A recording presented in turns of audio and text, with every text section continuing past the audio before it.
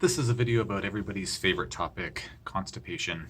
Someone posted a question on one of my other videos. I believe the question was actually meant to be asked by me, of one of the folks that I interviewed recently for my podcast, my Overcoming Chronic Illness podcast, which is yet to officially launch. It will be soon. I'll post videos about that when it's raring to go.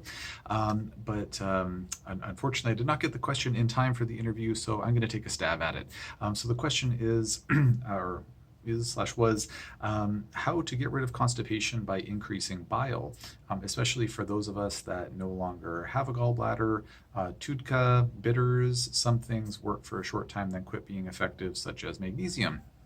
So yeah, persisting constipation can be a real bear in my experience, and just as a general disclaimer, nothing that I'm saying should be construed as medical advice. This is for informational purposes only.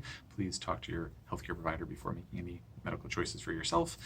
In my experience, magnesium, when taken at the right dosages, will, in the right form of magnesium, will oftentimes work really, really well for regulating constipation. I've had hundreds and hundreds and hundreds of patients, probably like, I don't know, well over 1,000 patients to date, where magnesium has just been the cat's meow for getting rid of their constipation. But there certainly have been some patients, maybe 5 to 10%, where the magnesium is only partially helpful or just not really that helpful at all. And so in those cases, thinking about things like bile can be important. What I've found is that to my chagrin, bile stimulation or adding more bile into the mix has not always been very helpful. I've had a handful of patients where it has been the single best thing to improve or resolve their constipation, but in many cases, even though on paper the bile should be so helpful, it doesn't necessarily move the needle in the right direction a whole lot. Bile is interesting. In the small intestine, it actually slows transit down a little bit, so there's enough time for nutrient absorption. It's also antimicrobial. It helps to kill off a lot of the microbes that are not supposed to be growing in the small intestine. But the bile that does hit the large intestine is actually a bowel stimulant, so it helps to stimulate bowel movement, which is why this individual is likely asking about it, because they know that.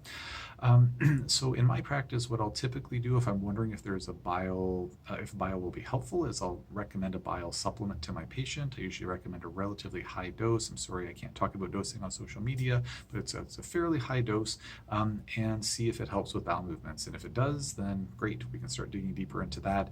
If it doesn't, then I just kind of check that off the list of something that's probably not going to be that helpful for that particular case. If bile is something that is helpful, then sometimes we will look into things like bitters, as the individual is asking about here, to help stimulate more bile release, or we might work with phosphatidylcholine, which is a major component of bile. Asking about Tudka, which is trans-ursodeoxycholic acid, I believe is what that stands for.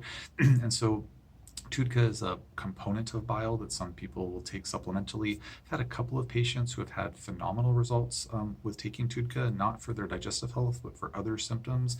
I've had maybe a dozen other patients who've seen no different benefit from Tudka. I have not prescribed it to anyone so far.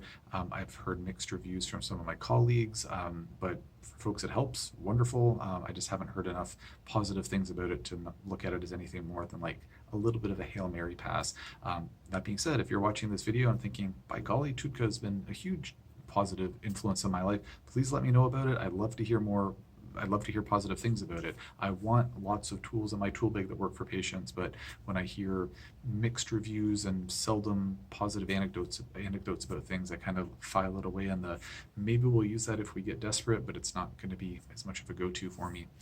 So I should probably leave it there because the video is starting to drag on into a bit of the longer video territory, so I'll leave it there for now. I hope this answered your question. If there's any follow-up to this question, please post in the comment section below, and if anybody has any questions about this topic or anything else, then please post in the comment section below, and I'll leave it there for now.